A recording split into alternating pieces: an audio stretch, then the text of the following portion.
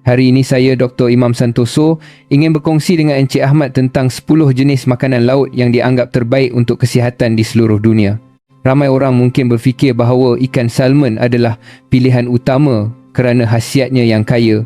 Namun mengejutkan apabila dalam senarai ini ikan salmon hanya berada di kedudukan ke-7. Ini pasti menimbulkan persoalan tentang apakah jenis makanan laut yang lebih hebat daripada salmon dan ikan, apakah yang menduduki 6 kedudukan teratas, apakah makanan laut yang dinobatkan sebagai juara di tangga pertama. Khabarnya, ikan di tempat pertama bukan sahaja sedap dan harganya sangat berpatutan dalam ringgit Malaysia, malah mempunyai tahap nutrisi yang sangat luar biasa. Sayangnya, masih ramai yang belum menyedari nilai sebenar ikan tersebut. Mari kita lihat dengan lebih terperinci mengapa 10 jenis makanan laut ini terpilih dan apakah rahsia khasiat di sebalik setiap satunya. Tempat ke-10 adalah ikan tuna sirip biru. Encik Ahmad mungkin pernah merasai ikan ini dalam hidangan sushi atau dalam bentuk tin. Ikan ini sangat terkenal di seluruh dunia dan di Malaysia juga ia sering menjadi bahan popular di restoran Jepun mewah di Kuala Lumpur.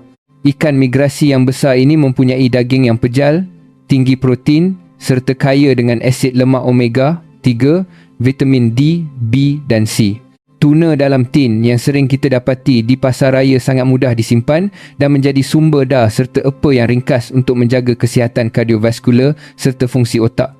Namun, mengapa ikan yang hebat ini hanya berada di tangga ke-10? Ini adalah disebabkan oleh isu pengumpulan logam berat. Ikan tuna sirip biru adalah spesies besar yang mempunyai jangka hayat panjang dan berada di kedudukan atas dalam rantai makanan, menyebabkan logam berat seperti merkuri mudah terkumpul dalam badannya. Jika dimakan dalam jumlah yang banyak untuk tempoh yang lama, tahap merkuri dalam badan manusia boleh meningkat dan dikhawatiri memberi kesan negatif kepada sistem saraf. Oleh itu, pakar perubatan menasihatkan orang dewasa untuk mengurangkan pengambilannya manakala ibu mengandung dan kanak-kanak perlu lebih berhati-hati. Berita baiknya, tuna dalam tin yang biasa kita beli di kedai kebanyakannya menggunakan spesies yang lebih kecil seperti skipjack yang mempunyai kandungan merkuri yang rendah. Jadi ia tidak menjadi masalah besar jika dimakan secara sederhana. Akhirnya, walaupun tuna adalah sumber protein dan omega 3 yang berkualiti, faktor pendedahan logam berat meletakkannya di kedudukan ke-10 dalam senarai kesihatan ini. Tempat ke-9 adalah satu kejutan, iaitu lobster atau udang galah. Benar, lobster yang sering dianggap sebagai makanan mewah untuk hari istimewa ini sebenarnya sangat baik dari sudut nutrisi. Walaupun nampak seperti makanan untuk golongan kaya, dari segi sains pemakanan, lobster adalah bahan makanan yang sangat unggul. Dagingnya hampir tidak mengandungi lemak tetapi sangat kaya dengan protein berkualiti tinggi. 100 gram daging lobster dapat membekalkan lebih daripada 1/3 keperluan protein harian yang membantu membina otot dan mengekalkan stamina. Selain itu, lobster adalah khazanah laut yang kaya dengan pelbagai mineral seperti zinc, selenium, kuprum dan vitamin B12. Nutrien ini berperanan penting dalam meningkatkan sistem imun, penghasilan sel darah merah serta menjaga kesihatan fungsi otak dan saraf. Mungkin ramai yang tidak tahu bahawa pada masa dahulu, lobster pernah dianggap sebagai makanan orang biasa.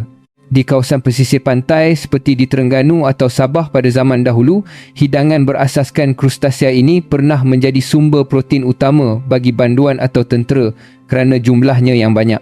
Namun kini, disebabkan tekstur dagingnya yang lembut dan rasa yang enak, ia telah menjadi bahan mewah dengan harga yang jauh lebih tinggi dalam ringgit Malaysia. Namun, terdapat juga kelemahannya. Selain harganya yang mahal dan sukar didapati setiap hari, lobster mempunyai kandungan purin yang tinggi yang tidak sesuai untuk pesakit gout atau mereka yang mempunyai tahap asid urik yang tinggi. Ia juga mempunyai kandungan kolesterol yang lebih tinggi sedikit berbanding ikan biasa, jadi kesederhanaan adalah kunci. Oleh itu, walaupun berkhasiat, lobster berada di kedudukan ke-9 kerana kekangan harga dan kesesuaian untuk diet harian. Kedudukan ke-8 adalah makanan laut yang lebih dekat dengan kita, iaitu ketam.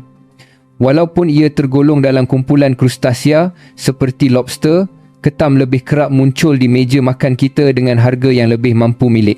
Terutamanya apabila tiba musim ketam bunga, Aroma segar dan rasa manis isi ketam menjadikannya makanan kegemaran rakyat Malaysia tanpa mengira usia. Isi ketam adalah bahan rendah lemak dan tinggi protein yang sangat baik untuk mengekalkan otot. Selain itu, ketam mengandungi pelbagai vitamin B, zinc, selenium dan kuprum yang diperlukan oleh badan. Apa yang menarik? Dalam kalangan krustasea, ketam mempunyai kandungan asid lemak omega 3 yang agak tinggi yang membantu melindungi kesihatan saluran darah dan fungsi jantung. Namun, cara pemakanan dan bahagian yang dimakan juga perlu diperhatikan. Sebagai contoh, bahagian dalaman atau telur ketam yang sangat digemari ramai sebenarnya mengandungi kolesterol dan lemak yang tinggi.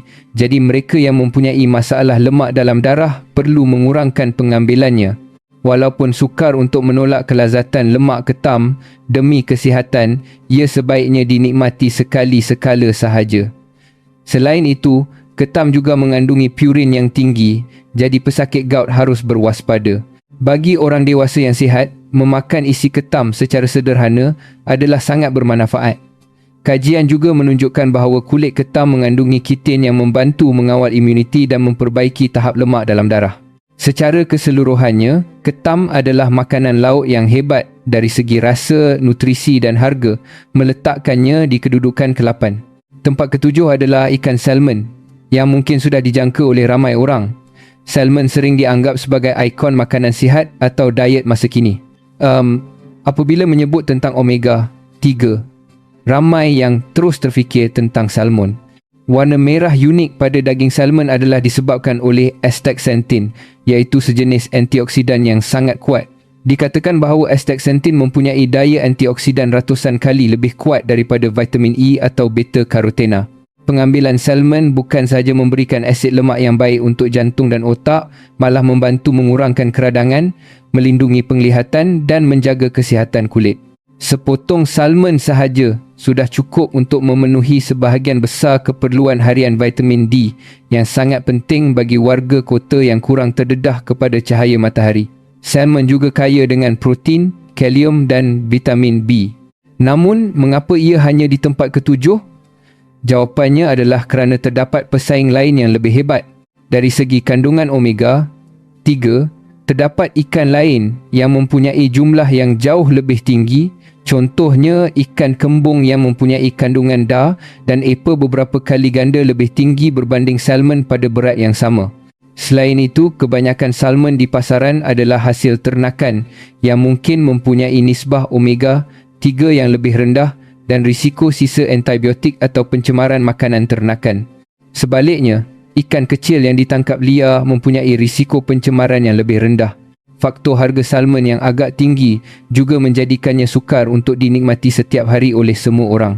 Berdasarkan faktor harga, akses dan kepadatan nutrisi berbanding pesaing lain, salmon terpaksa berpuas hati di kedudukan ke-7.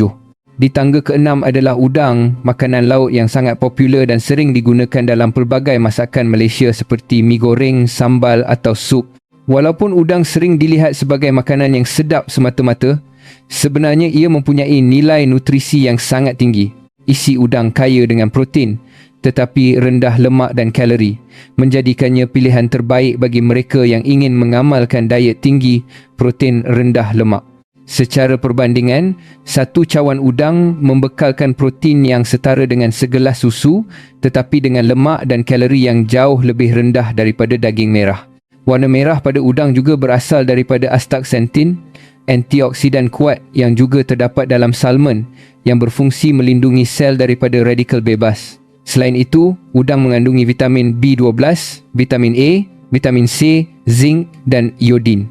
Iodin adalah mineral penting untuk mengekalkan fungsi kelenjar tiroid. Mengenai kebimbangan tentang kolesterol dalam udang, kajian terkini menunjukkan bahawa kolesterol daripada makanan tidak memberi kesan besar kepada tahap kolesterol dalam darah bagi kebanyakan orang. Memandangkan udang hampir tidak mempunyai lemak tepu dan mengandungi omega 3, pakar berpendapat ia selamat dimakan secara sederhana. Dengan harga yang berpatutan, mudah didapati di pasar Borong Selangor atau mana-mana pasar raya serta kepelbagaian cara memasak, udang layak menduduki tempat ke-6 sebagai makanan laut yang menyihatkan.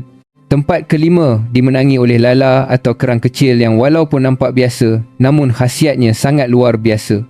Sering digunakan dalam sup atau masakan goreng, lala menyimpan rahsia nutrisi yang hebat. Ia adalah makanan tinggi protein dan rendah lemak yang sangat ideal. Kelebihan utama lala terletak pada kandungan mikronutriennya, terutamanya vitamin B12 dan zat besi.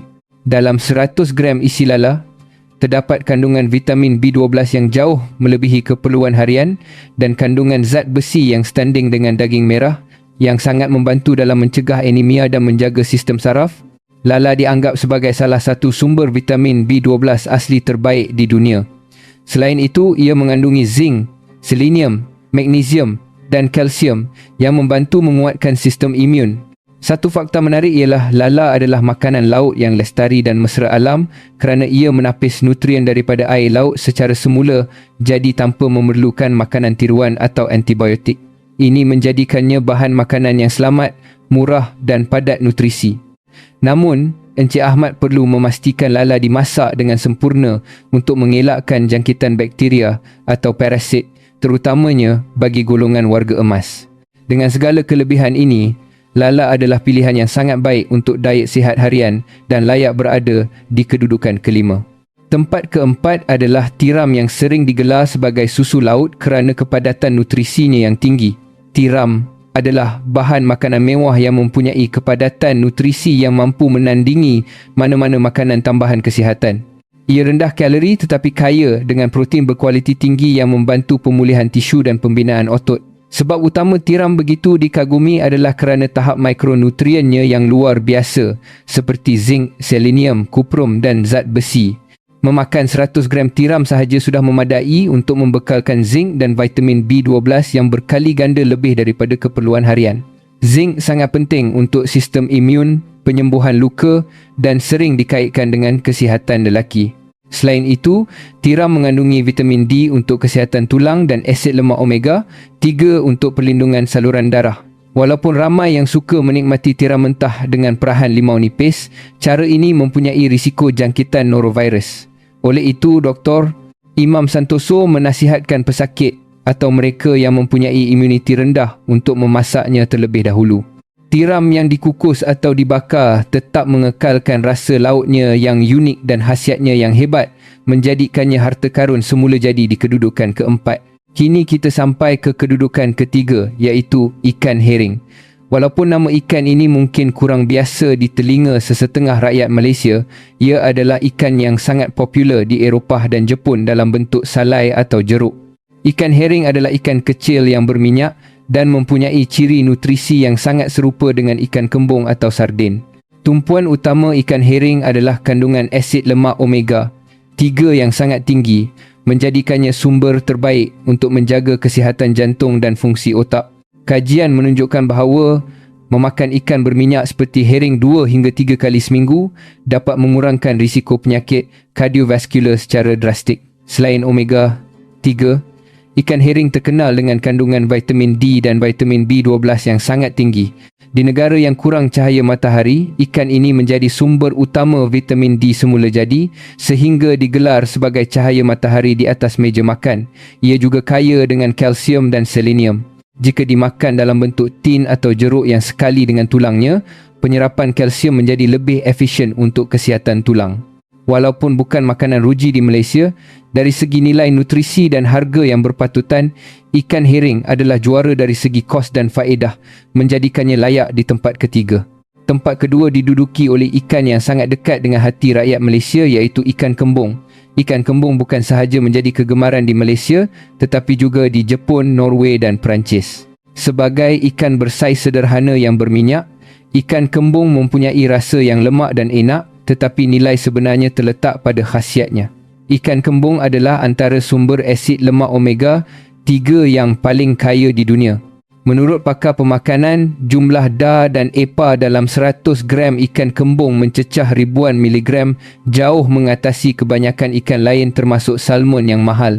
Memakan ikan kembung sebenarnya memberikan lebih banyak lemak baik berbanding salmon pada jumlah yang sama, sebab itulah ia digelar sebagai ikan otak. Omega 3 membantu menurunkan kolesterol jahat, mengurangkan keradangan, dan merangsang kesihatan otak, menjadikannya makanan terbaik untuk warga emas bagi menjaga kesihatan kardiovaskular. Ikan kembung juga kaya dengan vitamin B12, vitamin D dan selenium. Kelebihan lain adalah ikan kembung merupakan ikan migrasi yang berada di tahap rendah dalam rantai makanan, bermakna ia mempunyai tahap pengumpulan logam berat yang sangat rendah dan sangat selamat untuk dimakan. Dengan harga yang sangat murah dalam ringgit Malaysia dan pelbagai cara masakan seperti goreng, asam pedas atau singgang, ikan kembung adalah makanan kesihatan yang sangat hebat dan layak berada di tempat kedua. Akhirnya, tempat pertama dimenangi oleh ikan sardin. Ikan sardin mungkin tidak mempunyai imej mewah seperti salmon atau tuna, malah jarang sekali muncul dalam menu restoran eksklusif. Namun pakar pemakanan menggelarnya sebagai harta karun dari laut. Ikan kecil berwarna perak ini pernah dipandang rendah sebagai makanan dalam tin yang murah, tetapi kini nilainya diiktiraf semula. Ikan sardin sangat kaya dengan asid lemak omega 3, terutamanya DA dan EPA yang kritikal untuk kesihatan jantung dan otak serta mengurangkan keradangan. Memandangkan saiznya yang kecil dan jangka hayat yang pendek, ikan sardin berada di dasar rantai makanan laut, menjadikannya hampir bebas daripada risiko pengumpulan merkuri atau kadmium berbanding ikan besar seperti tuna. Satu keunikan besar ikan sardin adalah ia biasanya dimasak dan dimakan secara keseluruhan, termasuk tulang, kulit dan organ dalamannya. Ini membolehkan kita mendapat khasiat protein, kalsium, fosforus, kolagen dan taurin secara serentak dalam satu hidangan. Ia ibarat memakan set suplemen lengkap dalam seekor ikan. Sardin juga kaya dengan vitamin B12, vitamin A, magnesium, zat besi, zinc dan kalium. Kandungan vitamin B12 dalam sardin sangat tinggi sehingga mudah memenuhi keperluan harian kita. Bahagian organ dalaman yang ada dalam sardin tin juga membekalkan vitamin A dan vitamin D yang larut lemak. Apa yang paling penting, keberkesanan sardin berbanding harganya adalah yang terbaik. Walaupun murah, khasiatnya tidak kalah kepada ikan mahal. Sudah tiba masanya kita mengubah persepsi bahawa sardin hanyalah makanan murah dalam tin, sebaliknya ia adalah makanan kesihatan wajib di atas meja kita. Sardin adalah juara keseluruhan kerana kandungan omega 3 yang tinggi, risiko logam berat yang rendah, kepadatan nutrisi yang luar biasa dan harga yang sangat berpatutan. Melalui senarai 10 makanan laut ini, saya berharap Encik Ahmad mendapat perspektif baharu tentang pemakanan sihat. Kita sering menyangka bahawa makanan yang mahal dan besar adalah yang terbaik, namun hakikatnya hidangan laut yang kecil dan sederhana seperti sardin, ikan kembung dan lala adalah wira sebenar yang menjaga kesihatan kita. Walaupun salmon dan tuna tetap mempunyai nilai, jika Encik Ahmad mencari kepadatan nutrisi yang lebih tinggi, keselamatan daripada logam berat dan harga yang lebih jimat dalam ringgit Malaysia, ingatlah senarai ini.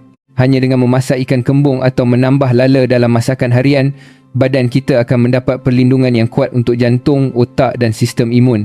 Semoga perkongsian Dr. Imam Santoso hari ini memberi inspirasi kepada Encik Ahmad semasa membeli belah di pasar nanti. Badan anda pasti akan berterima kasih atas pilihan bijak yang anda buat.